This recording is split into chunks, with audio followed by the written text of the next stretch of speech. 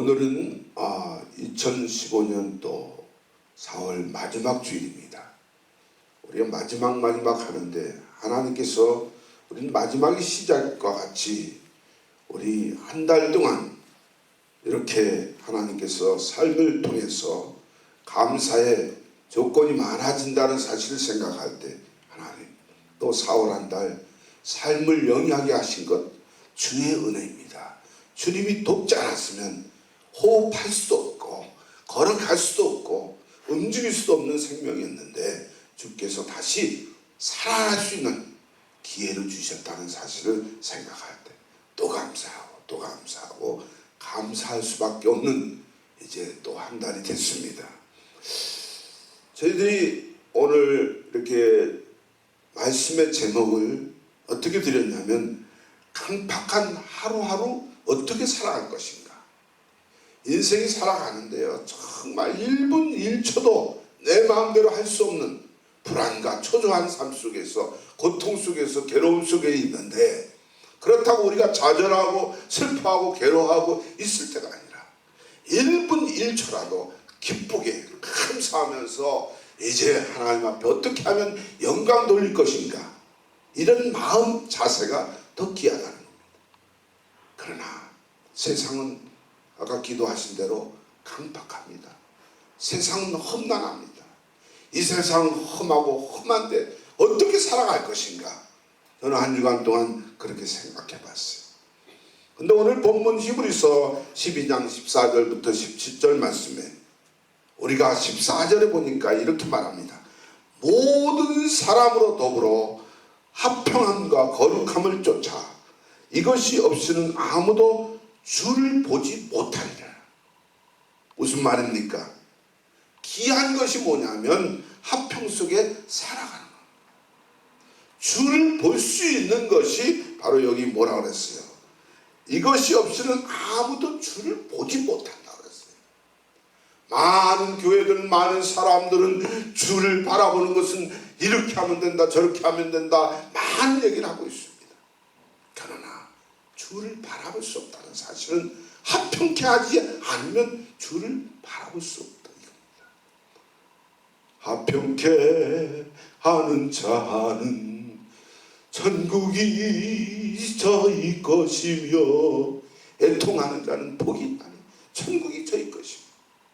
오늘 나와 여러분 세상에 험난한 것이라고 고통스럽게 여기지 말고 우리 가정이, 우리 교회가, 우리 민족이, 온 세계가 합평을 이루게 해달라고 기도한다면 나의 짧은 기도 한 제목이 온 세상을 살릴 수 있는 기적을 산출할 수 있을 줄 믿으시기 바랍니다. 그래서 우리는 그 사람 만나면요, 샬롬 뭡니까? 당신에게 평화가 있을지어다. 당신의 가정의 합평을 이루게 해달라고 기도의 인사입니다. 합평 속에 살아가는 자만이 주를 바라볼 수 있다는 사실입니다. 우리가 아무리 능력을 받고 아무리 권능을 행하고 아무리 자기 멋대로 인생을 살아간다 하더라도 우리가 주를 바라볼 수 있다는 사실은 합평을 이루는 길밖에 없다는 사실을 오늘 본문에서 얘기하고 있다는 사실입니다. 사실요, 제가 매주 얘기합니다. 인생은 결정난다. 무엇으로? 돈만 있으면 결정난 것이다. 세상은 이렇게 생각합니다. 그러나 돈이 많다고 평강이 없으면 불행하다는 사실입니다. 오늘 뉴스에 이제 뉴스를 바라보면 모든 문제는 어디에서 오냐면 돈에서 온다는 사실입니다. 불행이 어디에서 뒤따르냐면 많은 물질 때문에 불행을 초래하고 있다는 사실을 우리는 생각하지 않고 있습니다. 나와 여러분, 돈이 행복을 갖다 준다고 생각하지만 돈은 일만하게 뿌리다. 돈을 사랑치 말라. 성경은 분명히 얘기하고 있습니다. 돈 때문에 이 험난한 세상을 빼앗기지 않고 합평을 이루는 일에, 기쁨을 이루는 일에, 주님이 기뻐하는 일에 쓰임받을 수 있는 나와 여러분에게 주의 이름으로 부탁드립니다. 권세 있어도요, 능력이 있어도요, 평강 속에 없으면 아무 소용이 없다. 아무리 이 땅에 권력을 갖고 있다 하더라도 평강이 없다. 사실이요, 우리 역대 대통령들, 한국의 대통령들 바라보면 그 권력 때문에 가정이 총살 맞고 아버지가 죽고 어머니가 죽고 더 자살하고 그 권력이 있는데 왜 그 속에 불행이 있다는 거예요. 오늘 이것은 그 가정의 화평을 이루지 못하고 그 민족의 화평을 이루지 못하고 오늘도 한국 대한민국은 지금 촛불 시위로 대통령이 비행기에서 내려오기만 해라, 내가 한숨에 죽여버리겠다. 세월호 가족 자기 아들을 이제 죽음으로 몰았기 때문에 분노에 의해서 대통령 내려오기만 해라, 내가 죽이겠다, 이런 말을 막 쏟아붓습니다. 이 모두가 어디서 오는 것이냐면 불행에서 자초하고 있다는 사실입니다. 오늘 나만이라도 여러분만이라도 주님 앞에 화평을 이룰 수 있는 귀한 일꾼으로 쓰임받길 주의 이름으로 부탁을 드립니다. 또 두 번째로 말씀드린다면, 정말 교회가 수만이 있다고 한다면 그 속에 넘치는 교회들이 있지만 그 속에 분쟁이 나는 조그마한 불씨가 있다면 그 교회는 불행스러운 교회입니다. 오늘 수천 명이 모이고 수백 명이 모이고 수십 명이 모이고 수사람이 모인다 하더라도 그 조그마한 불씨 가운데 불행이 있다면, 불화가 있다면 아무 쓸데없다. 오늘 우리 세광교회 이제 새로운 길 속에 주께서 화평을 이룰 수 있는 아름다운 교회로 성장시켜 주실 줄 믿습니다. 뭐든지 기초가 중요한 겁니다. 기초. 마태복음 5장 8절에 화평케 하는 자는 복이 있나. 조금 전에 제가 찬양을 했어요. 오늘 세상은요, 가릅니다, 자릅니다, 무너뜨립니다. 마귀는 교회 하나가 쓰는 것을 원치 않습니다. 어떻게 하면 교회를 무너뜨릴까? 어떻게 하면 목사를 무너뜨릴까? 어떻게 하면 믿는 자를 넘어뜨릴까? 우는 사자 삼킬 자를 두루 살 필요 없다는 사실. 마귀의 밥이 돼서는 안 될 줄 믿습니다. 그러니까 우리가 섬기는 하나님은 그럼 어떤 분이냐 이겁니다. 골로새서 1장 20절에 보면 그의 십자가의 피로 화평을 이룩한 분이라. 오늘 우리 교회는 십자가의 피로 하나 돼야 될 줄 믿습니다. 교회 안에 다른 것이 들어와서는 안 돼. 예수의 피만 흘러가야 될 줄 믿습니다. 주 없이 살 수 없는 생명들이 무엇 때문에, 비즈니스 때문은 아니라 예수의 피 바라보고 나와서 애통하고 회개할 때 화평의 복을 누릴 수 있는 줄 믿습니다. 이제 성령 받은 성도는 갈라디아서 5장 22절에 보면 성령의 열매는 사랑과 희락과 화평을 이룬다, 이렇게 얘기합니다. 잠언 14장 30절에도 마음의 화평은 육신의 생명이다. 하루하루 살아갈 때요, 가정과 교회, 사회, 국가, 민족에게 화평을 심는 천국의 여군이 되어야 될 줄 믿습니다. 얼마나 지난주에 우리가 미국 교회에 얼마나 뜨겁게 열정적으로 예배를 1시간 반, 2시간 드리면서 힘쓰고 애쓰는 걸 볼 수 있습니다. 그 속에 과연 화평이 이루어질까? 이 교회가 하나 되어 갈까? 그런 의문점을 가졌습니다. 나와 여러분, 적고 크고 중요한 것이 아니라 내 마음 구석에 예수의 피와 함께 화평을 이룰 수 있는 나와 여러분이 되어야 될 줄 믿습니다. 화평은요, 내가 평안을 이룬다, 내가 기쁨을 얻겠다 하는 것은 내 힘으로, 내 의지로 끌어오는 것이 아니라 주님께서 내 마음 중심에 자정하시면 저절로 해결되는 문제인 줄 믿으시기 바랍니다. 그래서 우리들 주님 내 마음 가운데 어서 오시옵소서, 주님 내 마음에 임재해 주시옵소서 하고 기도할 수 있는 나와 여러분이 되어야 될 줄 믿습니다. 다른 것이 내 마음 중심에 들어오기 시작하면 예수를 떠나고 만다는 사실입니다. 주님 내 마음 가운데 찾아오시옵소서. 화평을 이루는 길은 이 길밖에 없다는 사실을 얘기하고 있다. 그래서 나와 여러분은 많은 말씀이 있고 많은 행동이 있고 많은 교훈이 있지만 하나님께서 원하는 것은 거룩한 삶에 힘쓰라 이겁니다. 할렐루야. 거룩한 삶이 무엇이냐? 거룩은 히브리서에서 이제 원어의 말은 하기완이라는 말을 가지고 있습니다. 그것은 구별하다, 깨끗하다, 세상 사람과 구별시켰다. 오늘 여기 있는 이 강대상을 저 바깥에다 내쳐버리면 나무에 불과합니다. 이건 쓰임받지 못합니다.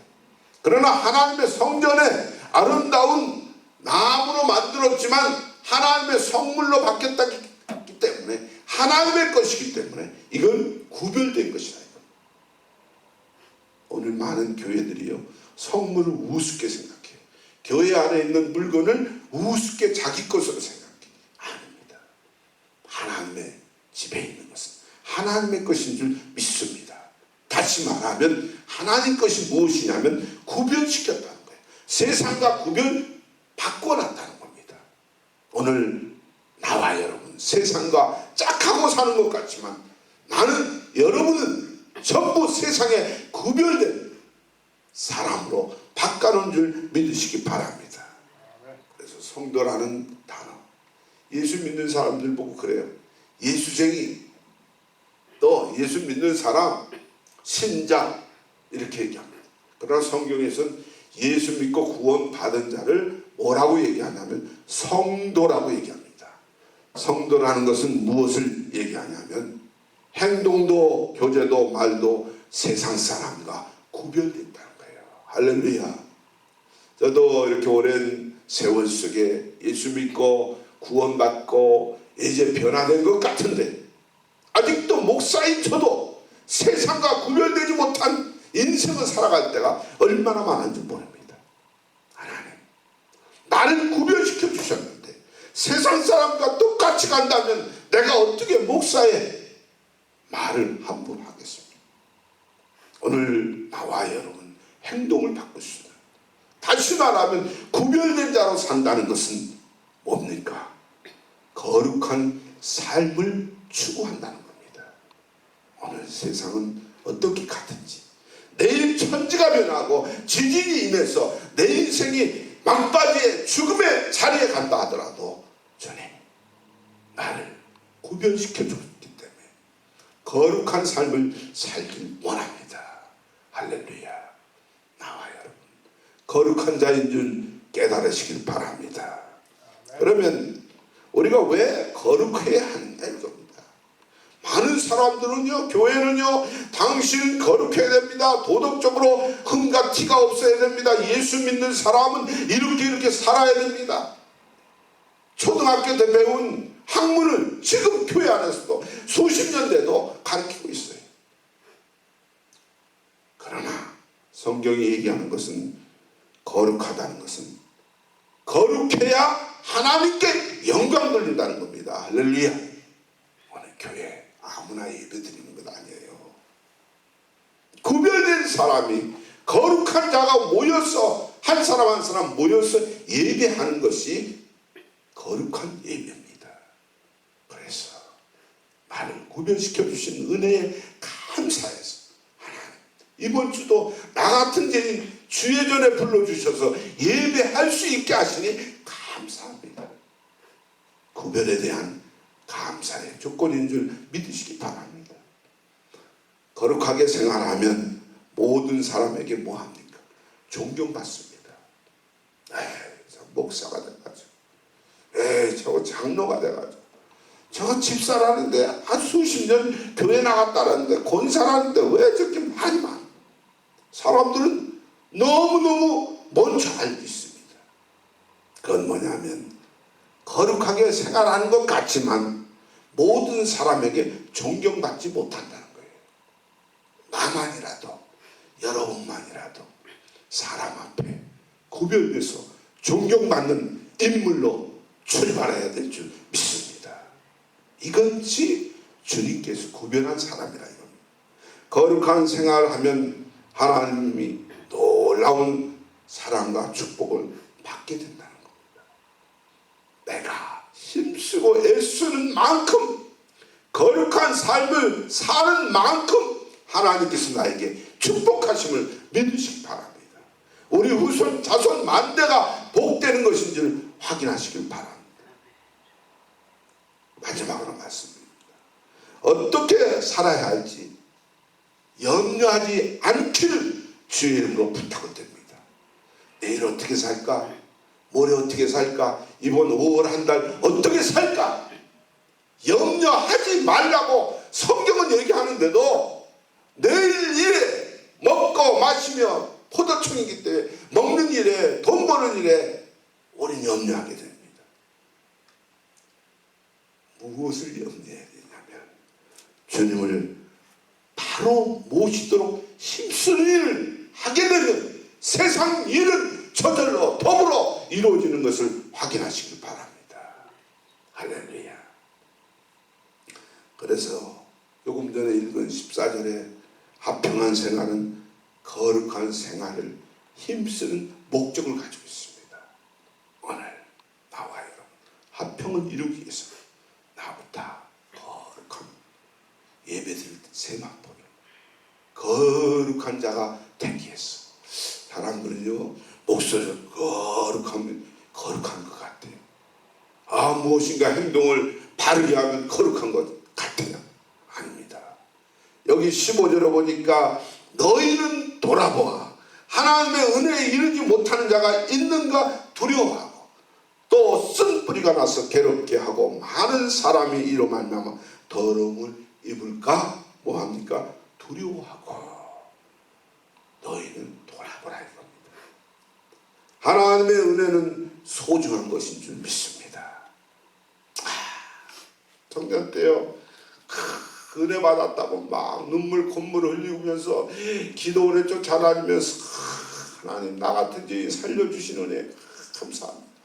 나 같은 죄인 찬양을 하면서 눈물 콧물 흘리면서 그때 받은 은혜가 지금은 나오죠. 눈물 한 방울도 안 나와요. 하나님의 은혜가 떠났어요. 하나님의 은혜는 내 생명 다하도록 함께 하심을 믿으시기 바랍니다. 그래서 이 세상의 어떤 것보다 소중한 것은 하나님의 은혜라 이겁니다. 할렐루야. 세상은요 어머니의 은혜, 세상은 아버지의 은혜, 자식의 은혜로 돌립니다. 그러나 성경은 하나님의 은혜, 하나님의 은혜가 아니면 내가 여기에 앉아있을 수도 없어요. 예배할 수도 없어요. 주님 앞에 한 걸음도 갈 수 없어요. 하나님의 은혜 때문에 내가 지금 몸부림칩니다. 주님 나를 좀 붙잡아 주시옵소서. 오늘 화평을 이루는 것은 하나님의 은혜를 찾는 것인 줄 믿습니다. 할렐루야. 마지막으로 말씀드립니다. 고린도후서 6장 1절에 보면 하나님의 은혜를 헛되이 받지 말라요. 많은 사람은요 하나님의 은혜로 사는 것 같습니다. 하나님 때문에 사는 것 같아요. 그런데요 하나님의 은혜 받는 사람이 헛된 일에 맞는 사람이 얼마나 많은지 모릅니다. 세상의 잘못된 구석구석에 보면 하나님의 은혜를 받고 하나님을 따라간다는 직분자들이 세상을 망치고 있습니다. 그래서 나만이라도 여러분만이라도 겸손한 마음을 갖길 주의 이름으로 축원을 드립니다. 하나님의 은혜가 아니면 내가 이렇게 살아갈 수 없어요. 겸손한 자리에 있으면 내 주위가 평안할 줄 믿으시기 바랍니다. 은혜의 센터는 더 깊이 하나님의 은혜가 더 감격스럽고, 왜 이렇게 주의를 지켜지고, 왜 이렇게 예수 믿는 사람을 만나고 싶고, 어떻게 하면 목사님과 가까이 하고 싶고, 하나님의 은혜 깊은 경지까지 들어가게 된다는 사실입니다. 교만한 마음으로 은혜의 자리에서 멀어지지 않도록 나와 여러분 조심하시길 바랍니다.